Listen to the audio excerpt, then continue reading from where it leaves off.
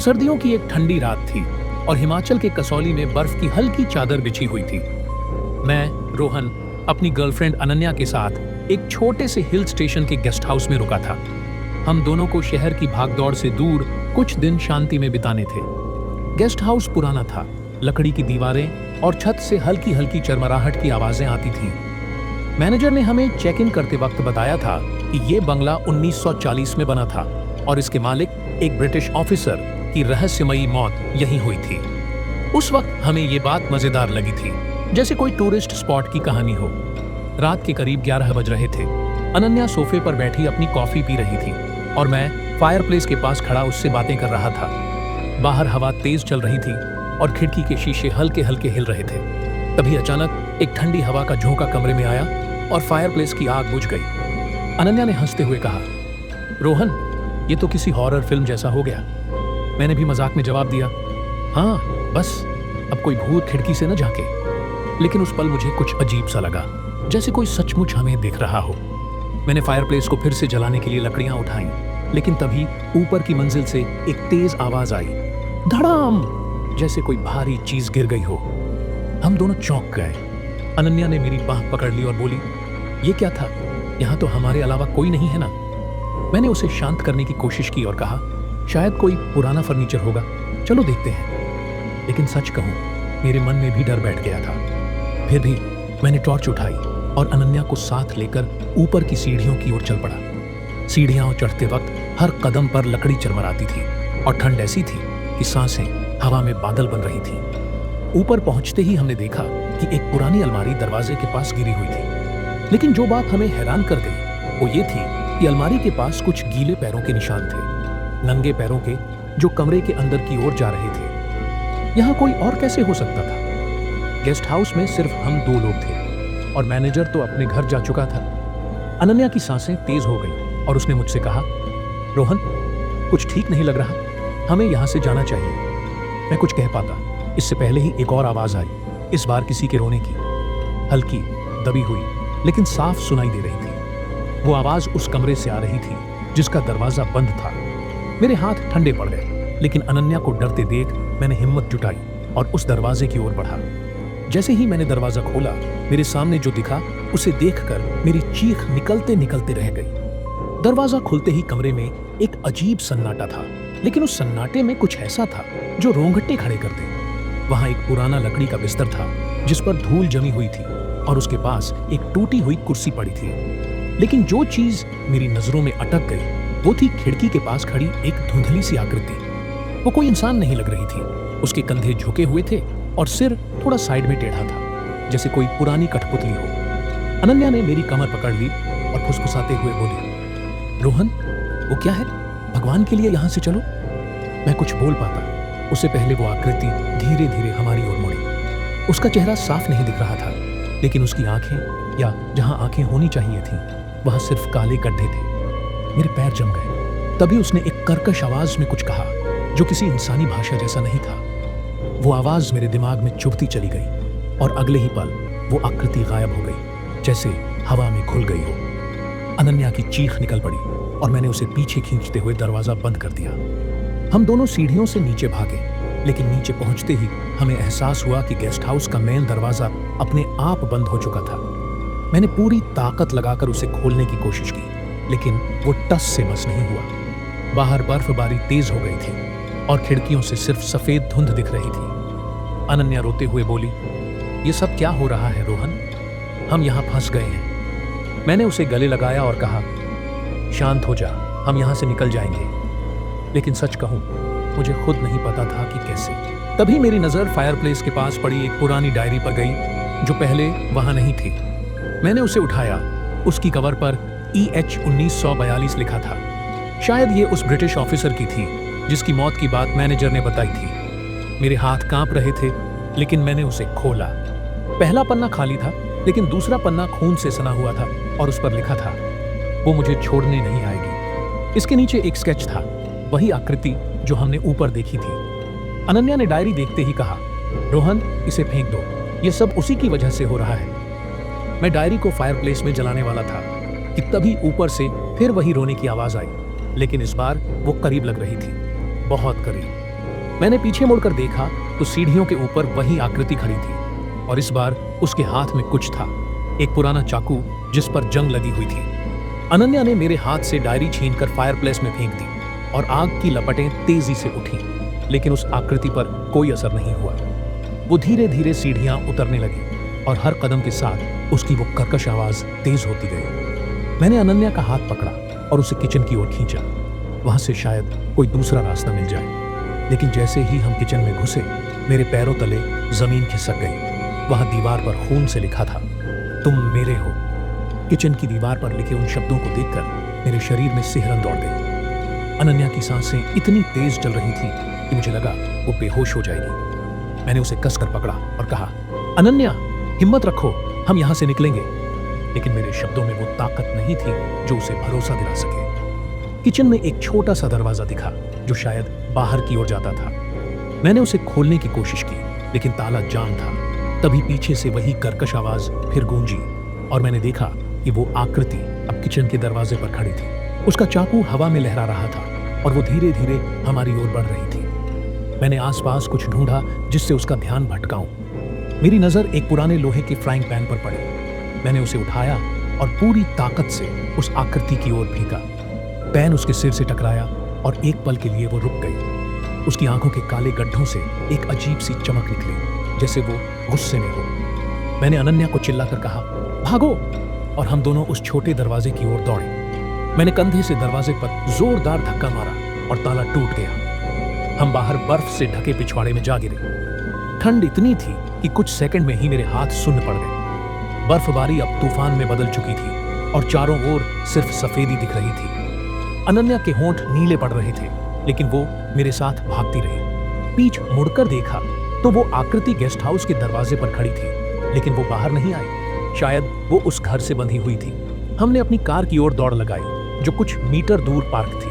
मैंने चाबी निकाली, लेकिन हाथ इतने कांप रहे थे कि चाबी 2 बार बर्फ में गिर गई। आखिरकार इंजन स्टार्ट हुआ और मैंने कार को सड़क पर दौड़ा दिया। रास्ते में अनन्या चुप थी, बस अपनी सांसों को काबू करने की कोशिश कर रही थी। मैंने उससे कहा, हम ठीक हैं, अब सब खत्म हो गया। लेकिन तभी कार का रेडियो अपने आप चालू हो गया। उसमें से वही कर्कश आवाज आई और एक शब्द साफ सुनाई दिया, वापस। मेरे हाथ स्टीयरिंग पर जम गए। अनन्या ने डर से रेडियो बंद करने की कोशिश की, लेकिन बटन काम नहीं कर रहे थे। मैंने कार की स्पीड बढ़ाई, लेकिन सड़क पर बर्फ की वजह से टायर फिसलने लगे। अचानक सामने से एक ट्रक आता दिखा और मैंने स्टीयरिंग मोड़कर कार को किनारे की ओर खींचा। हम एक पेड़ से टकराए और सब कुछ धुंधला हो गया। जब मेरी आंख खुली तो मैं एक अस्पताल के बेड पर था। मेरे सिर पर पट्टी बंधी थी और बगल में अनन्या बैठी थी। उसकी आंखें सूजी हुई थीं, लेकिन वो ठीक लग रही थी। डॉक्टर ने बताया कि हमें कुछ स्थानीय लोगों ने सड़क पर बेहोश पाया था। कार पूरी तरह टूट चुकी थी, लेकिन हम दोनों चमत्कारिक ढंग से बच गए थे। मैंने अनन्या से पूछा, वो सब क्या था? उसने मेरी ओर देखा और धीरे से बोली, मुझे नहीं पता रोहन, लेकिन मुझे लगता है वो अभी खत्म नहीं हुआ। उस रात जब मैं सोने की कोशिश कर रहा था, मेरे फोन पर एक मैसेज आया। नंबर अननोन था और मैसेज में सिर्फ 2 शब्द थे, मैं आऊंगी। मेरे हाथ से फोन छूट गया और उसी पल कमरे की लाइटें झपकने लगी। अस्पताल के कमरे में लाइटें झपकते ही मेरा दिल जोर से धड़कने लगा। अनन्या बेड के पास सोफे पर सो रही थी और मैं उसे जगाना नहीं चाहता था। मैंने खुद को समझाया कि शायद ये बिजली का कोई फॉल्ट होगा या मेरे दिमाग का वहम होगा, लेकिन वो मैसेज, वो 2 शब्द, मैं आऊंगी, मेरे दिमाग में बार बार गूंज रहे थे। मैंने फोन उठाया और उस नंबर पर कॉल करने की कोशिश की, लेकिन स्क्रीन पर नंबर उपलब्ध नहीं लिखा आया। तभी कमरे का तापमान अचानक गिर गया और मेरी सांसें हवा में बादल बनने लगी। मैंने कंबल को कसकर पकड़ा और चारों ओर नजर दौड़ाई। कमरे में कुछ भी अजीब नहीं दिख रहा था, लेकिन मुझे ऐसा लग रहा था जैसे कोई मेरे ठीक पीछे खड़ा हो। मैंने धीरे से पीछे मुड़कर देखा, वहां कुछ नहीं था। लेकिन जैसे ही मैंने वापस सामने देखा, मेरे सामने की दीवार पर एक छाया उभरी।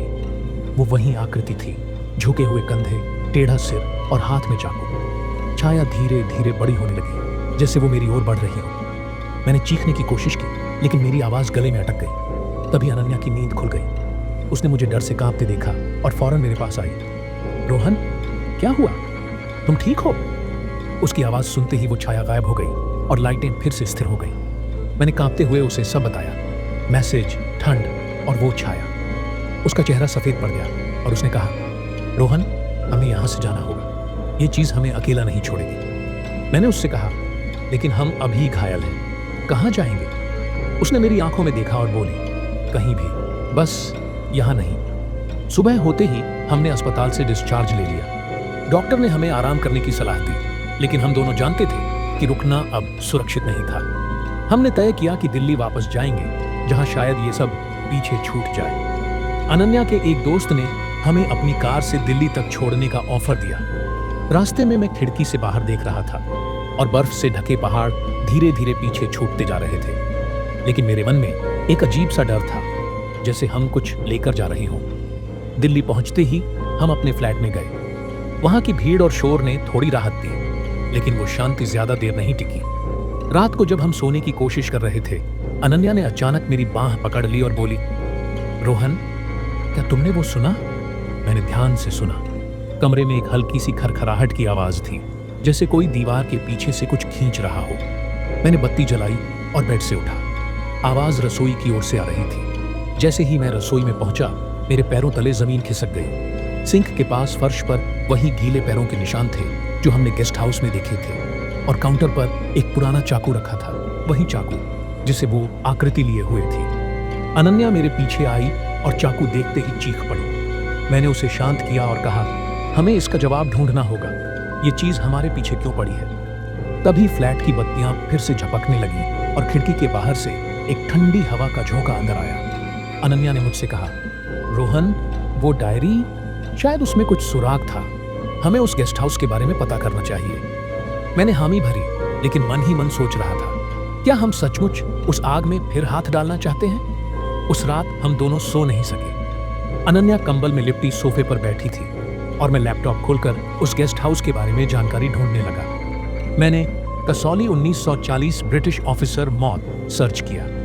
कुछ पुराने आर्टिकल्स मिले जिनमें एक नाम बार बार आ रहा था, एडवर्ड हेनरी, वही EH, जिसकी डायरी हमने देखी थी। एक लोकल न्यूज़पेपर के आर्काइव में लिखा था कि एडवर्ड एक सैन्य ऑफिसर था जो 1942 में अपने बंगले में मृत पाया गया था। उसकी मौत को आत्महत्या बताया गया, लेकिन कुछ लोगों का मानना था कि उसकी पत्नी मार्था इसमें शामिल थी। मार्था के बारे में ज्यादा कुछ नहीं मिला, सिवाय इसके कि वो अचानक गायब हो गई थी और कभी नहीं मिली। मैंने अनन्या को यह सब पढ़कर सुनाया। उसने कहा, रोहन, क्या वो आकृति मार्था हो सकती है? लेकिन वो हमसे क्या चाहती है? मैंने कहा, शायद उस डायरी को जलाने से हमने कुछ गलत कर दिया। हमें उसकी कहानी पूरी तरह समझनी होगी। तभी मेरे फोन की स्क्रीन फिर से चमकी। एक और मैसेज, वही अननोन नंबर से, मुझे ढूंढो। अनन्या ने डरते हुए कहा, ये हमें वापस बुला रही है। मैंने उसका हाथ पकड़ा और कहा, हम वापस नहीं जाएंगे, हम यहाँ से इसका हल निकालेंगे। अगले दिन मैंने एक पुराने दोस्त विक्रम को फोन किया, जो इतिहास और लोक कथाओं का शौकीन था। मैंने उसे सारी बात बताई, गेस्ट हाउस, आकृति, डायरी और वो मैसेज। उसने कुछ देर सोचकर कहा, रोहन, ये कोई साधारण भूत की कहानी नहीं लगती। अगर वो मार्था है तो शायद उसकी आत्मा किसी अधूरी इच्छा से बंधी है। तुम्हें उसकी मौत का सच पता करना होगा। कसौली में कोई लोकल हिस्टोरियन मिल जाए तो शायद कुछ सुराग मिले। मैंने उससे कहा, लेकिन हम वहां वापस नहीं जा सकते। विक्रम ने जवाब दिया, तो मैं वहां जाकर देखता हूं, तुम लोग सुरक्षित रहो। विक्रम अगले दिन कसौली के लिए निकल गया। उसने वादा किया कि वो हमें हर अपडेट देगा। उधर हमारे फ्लैट में अजीब घटनाएं बढ़ने लगी। रात को खिड़कियां अपने आप खुल जाती थीं और कभी कभी कमरे में किसी के फुसफुसाने की आवाज आती थी। एक बार तो बाथरूम का शीशा अपने आप टूट गया और उसके टुकड़ों पर खून के धब्बे थे। अनन्या अब पूरी तरह टूट चुकी थी। उसने मुझसे कहा, रोहन, मुझे लगता है ये तब तक नहीं रुकेगा जब तक हम इसे खत्म नहीं करते। 2 दिन बाद विक्रम का फोन आया। उसकी आवाज में डर साफ झलक रहा था। उसने बताया, रोहन, मैंने गेस्ट हाउस के पास एक बूढ़े चौकीदार से बात की। उसने बताया कि मार्था को एडवर्ड ने मार डाला था, उसका गला काटकर, लेकिन उसकी लाश कभी नहीं मिली। लोग कहते हैं कि उसकी आत्मा उसी बंगले में भटकती है और जो भी वहां जाता है वो उसे अपने साथ ले जाना चाहती है। मैंने पूछा, तो इसे रोकने का कोई तरीका? उसने कहा, चौकीदार ने एक पुरानी कब्र का जिक्र किया जो जंगल में कहीं छिपी है। शायद वहां मार्था की लाश दफन है। अगर उसे शांति से दफनाया जाए तो ये खत्म हो सकता है। मैंने अनन्या को सब बताया। उसने कहा, रोहन, हमें वहां जाना होगा। ये हमारे पीछे तब तक पड़ी रहेगी जब तक हम इसे खत्म नहीं करते। मैं तैयार नहीं था, लेकिन उसकी आंखों में डर और हिम्मत का मिश्रण देखकर मैंने हामी भर दी। हमने विक्रम से कहा कि हम आ रहे हैं। अगली सुबह हम कसौली के लिए निकल पड़े, लेकिन मेरे मन में एक सवाल बार बार उठ रहा था, क्या हम सचमुच इसे खत्म कर पाएंगे या ये हमारा अंत होगा। हम कसौली पहुंचे तो शाम ढल चुकी थी। बर्फ से ढका जंगल एक भयानक सन्नाटे में डूबा था और हवा में ठंड के साथ एक अजीब सी बेचैनी थी। विक्रम हमें उस चौकीदार के पास ले गया जिसने कब्र का जिक्र किया था। बूढ़ा चौकीदार एक छोटी सी झोपड़ी में रहता था और उसकी आंखों में सालों का डर साफ दिख रहा था। उसने हमें बताया वो कब्र जंगल के बीच में है, एक पुराने पेड़ के नीचे, लेकिन वहां जाना आसान नहीं, वो तुम्हें रोकने की कोशिश करेगी। मैंने पूछा क्या करना होगा। उसने एक पुरानी ताबीज मेरी ओर बढ़ाई और बोला, इसे पहनो और जो भी हो पीछे मत मुड़ना। हम तीनों ने टॉर्च, एक फावड़ा और कुछ जरूरी सामान लिया और जंगल की ओर चल पड़े। रास्ते में पेड़ों की टहनियां हवा में ऐसे हिल रही थीं जैसे कोई हमें चेतावनी दे रहा हो।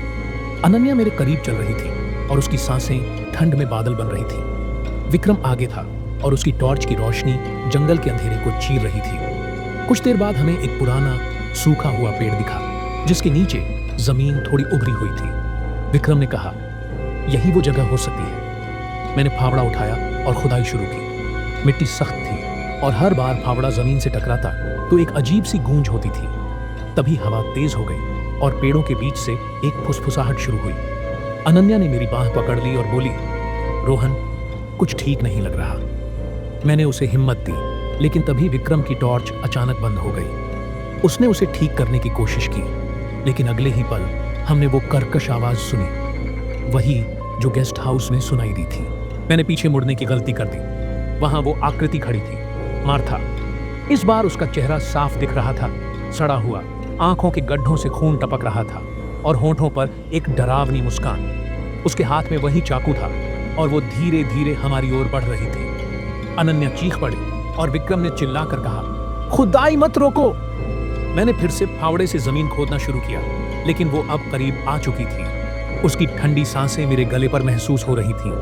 अचानक फावड़ा किसी सख्त चीज से टकराया। मैंने मिट्टी हटाई तो एक पुराना लकड़ी का ताबूत दिखा। विक्रम ने कहा, इसे खोलो। मैंने ढक्कन उठाया और अंदर एक कंकाल था। गले पर गहरे कट के निशान थे। तभी मार्था की चीख पूरे जंगल में गूंज उठी और वो मेरे ऊपर झपटी, लेकिन उसी पल ताबीज गर्म होकर चमकने लगी और वो पीछे हट गई। अनन्या ने जल्दी से पास में पड़ी लकड़ी उठाई और ताबूत में आग लगा दी। आग की लपटें उठी और मार्था की आकृति धीरे धीरे धुएं में घुलने लगी। उसकी आखिरी चीख के साथ हवा शांत हो गई। हम तीनों वहीं बैठ गए, सांसें थामे। ताबूत जलकर राख हो चुका था और जंगल में फिर से सन्नाटा छा गया। लेकिन मेरे मन में एक सवाल रह गया, क्या ये सचमुच खत्म हुआ था? जंगल में वो सन्नाटा कुछ देर तक ऐसा रहा जैसे समय थम गया हो। आग की आखिरी चिंगारियां बुझ चुकी थीं और ताबूत की राख हवा में उड़ रही थी। मैं, अनन्या और विक्रम थकान और डर से टूट चुके थे। अनन्या ने मेरे कंधे पर सिर रखा और धीरे से बोली, रोहन क्या अब सब ठीक हो गया? मैंने उसकी ओर देखा। उसकी आंखों में उम्मीद थी, लेकिन मेरा मन अभी भी पूरी तरह भरोसा नहीं कर पा रहा था। मैंने कहा, शायद। चलो यहां से निकलते हैं। विक्रम ने टॉर्च उठाई जो अब फिर से काम कर रही थी और हम जंगल से बाहर की ओर चल पड़े। रास्ते में कोई अजीब आवाज नहीं आई, न ही कोई छाया दिखी। चौकीदार की झोपड़ी तक पहुंचते पहुंचते सुबह की पहली किरणें आसमान में फैलने लगी थी। बूढ़े चौकीदार ने हमें देखा और मुस्कुराते हुए कहा, तुमने उसे आजाद कर दिया, अब वो यहां नहीं आएगी। मैंने उससे पूछा, आपको कैसे पता? उसने ताबीज की ओर इशारा किया जो अब ठंडी और साधारण लग रही थी और बोला, ये शांत है। उसकी बेचैनी खत्म हो गई। हमने चौकीदार को धन्यवाद कहा और वहां से दिल्ली के लिए रवाना हो गए। रास्ते में हम तीनों चुप थे, जैसे जो हुआ उसे अभी भी समझने की कोशिश कर रहे हो। घर पहुंचकर मैंने और अनन्या ने एक दूसरे को गले लगाया। उसने मुझसे कहा, रोहन मैं तुम्हें खोने से डर गई थी। मैंने उसकी आंखों में देखा और बोला, अब हम साथ हैं और हमेशा रहेंगे। उस पल मुझे एहसास हुआ कि ये सब हमें कितना करीब ले आया था। अगले कुछ दिन हमारे लिए सामान्य थे। फ्लैट में कोई खरखराहट, कोई गीले निशान, न ही कोई मैसेज। विक्रम ने फोन करके बताया कि उसने गेस्ट हाउस के मैनेजर से बात की थी। मैनेजर ने कहा कि बंगले में अब कोई अजीब घटना नहीं हुई और वो इसे फिर से पर्यटकों के लिए खोलने की सोच रहा है। शायद मार्था की आत्मा सचमुच शांति पा चुकी थी। एक रात जब मैं और अनन्या छत पर बैठे सितारे देख रहे थे, मेरे फोन की स्क्रीन अचानक चमकी। मैंने डरते हुए उसे उठाया, लेकिन वो बस एक नोटिफिकेशन था। विक्रम ने एक सेल्फी भेजी थी जिसमें वो कसौली के जंगल में मुस्कुराते हुए खड़ा था। मैसेज में लिखा था, सब ठीक है दोस्त। मैंने राहत की सांस ली और फोन नीचे रख दिया। अनन्या ने मुझसे पूछा, क्या हुआ? मैंने हंसते हुए कहा, कुछ नहीं, बस जिंदगी वापस पटरी पर आ गई। उस रात आसमान साफ था और चांद की रोशनी हम पर पड़ रही थी। जंगल की वो भयानक यादें अब धीरे धीरे एक सपने की तरह लग रही थी। मार्था, उसका दर्द और वो चाकू, सब कुछ खत्म हो चुका था। हमने तय किया कि अब हम सिर्फ आगे देखेंगे और उस अंधेरे को पीछे छोड़ देंगे। जिंदगी फिर से हमारी थी।